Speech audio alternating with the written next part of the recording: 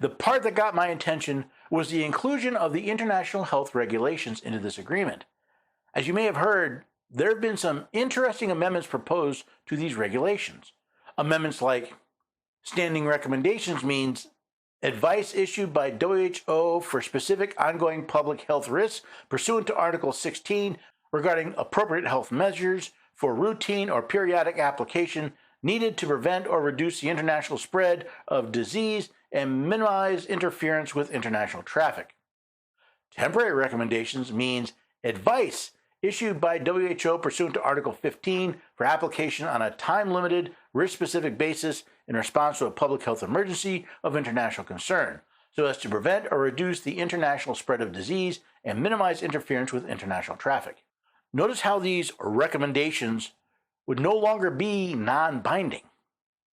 I guess that means the WHO would consider these recommendations legally binding on parties to these agreements. Furthermore, these amended regulations have an amended purpose. The purpose and scope of these regulations are to prevent, protect against, prepare, control, and provide a public health response to the international spread of disease, including through health system readiness and resilience in ways that are commensurate with and restricted to the public health risk, all risks with a potential to impact public health, and which avoid unnecessary interference with international traffic and trade, livelihoods, human rights, and the equitable access to health products and healthcare technologies and know-how.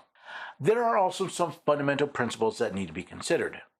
The implementation of these regulations shall be guided by the goal of their universal application for the protection of all people of the world from the international spread of disease. When implementing these regulations, parties and WHO should exercise precaution, in particular when dealing with unknown pathogens. Even with this brief look at these two documents, I hope you can see why so many people are concerned about the loss of sovereignty should the Biden administration sign on to these two agreements. However, there are constitutional issues we need to examine as well.